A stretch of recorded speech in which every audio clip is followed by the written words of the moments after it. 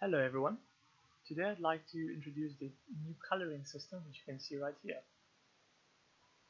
So there's three elements to this coloring system.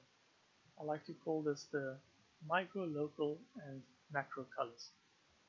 On the micro scale you have these tiny variations of the colors. As you can see here there's some green and brown. So in particular if I drill into the terrain you can see the effect more pronounced. This creates an effect of texture and increases the believability and makes it look more like real rocks. And on the macro scale, you have some large variations in the colors of the terrain. When I fly to a more faraway place, you'll see what I mean. And on the local scale, you have some small changes, some small variations in the terrain, such as you can see there's some green spots, some red spots, sometimes even purple spots. So this, I think, helps the player to recognize the local area. If everything was the same color, it would be a little bit difficult to know where you are. It creates some sort of landmarks. And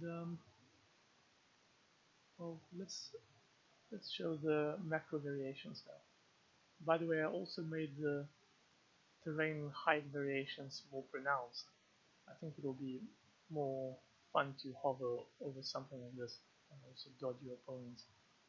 As you can see, the terrain here is more red compared to over there. So I think maybe the best coloring scheme is a realistic one, because that's something that most people can easily identify with. However, it is difficult to create a very realistic coloring scheme, and also, well, in reality you don't have things like this, these weird rocks that float. I'm pretty sure that doesn't exist on Earth. So I think it is appropriate to create a unnatural color scheme, something that makes you think, oh, this is definitely alien lands. So another thing that I was thinking about was game mechanics, and in particular I was watching Mark Brown's videos. I will link to his channel down below, and yeah, his explanations were pretty useful, in particular the ones about synergies of the different classes and well, the different skills of the classes. So I already mentioned that I'd like to have an artillery class, but I've been thinking about it more deeply, and I think yeah, it would also be good to have a brawler class and some sort of class that can create shields, or perhaps repair players or re-energize players. And yeah, I think one of the main mechanics within this game will be the concept of energy. And the reason this is important is, well, you'll basically have a sort of cat and mouse game where you try to avoid your opponent while he's shooting at you, blasting the hills behind you to try and get to you. But if you just have, if that's all, then why don't you just turn around and face him and both of you blast each other until one of you is gone? Why should you always be running? So I think energy fixes this problem. Every time you shoot, your energy depletes, and it will take a long time to recover the energy. So it's smart to first run away from your opponent and dodge as many of his hits as you can, and let him deplete his energy, and then you can turn around and blast him. So, however, another thing that cropped up was, okay, so if you have a jump pack, then why don't you just, when you're chasing a player, why don't you just jump up, hover above and just shoot the player from above? So I think what I'm going to do is I'm going to introduce a new type of weapon. Let's call this a Vulcan cannon. And this Vulcan cannon will create quite a bit of damage, and it will also be instantaneous, the hitting. It's not like these balls that take time to impact. It will be instantaneous. So perhaps for the player who is running away, it will be difficult to suddenly turn around and shoot the hovering player. But for his teammates, the teammates can notice, there's a person shooting my teammate and he's hovering up above. Then you can just use the Vulcan cannon and blast them. Okay, but then you wonder, why doesn't this hovering player also use the Vulcan cannon? And the reason for that would be kickback. So let's say it creates quite a bit of kickback. Now, when you are hovering, this may not be a problem because perhaps you can get a foothold in one of these crevices. You put your back against the wall and you blast that, for example. But when you are flying, such kickback would be quite detrimental. And okay, but I mentioned that I'd like to introduce classes with different skills, and perhaps one of the skills would be, well, if you combine different skills together, you could create a synergy, such as still being able to fly and shoot the Vulcan cannon without a big kickback, and perhaps your teammate can even create a shield around you, so even though you are vulnerable to attack, it cancels out that vulnerability.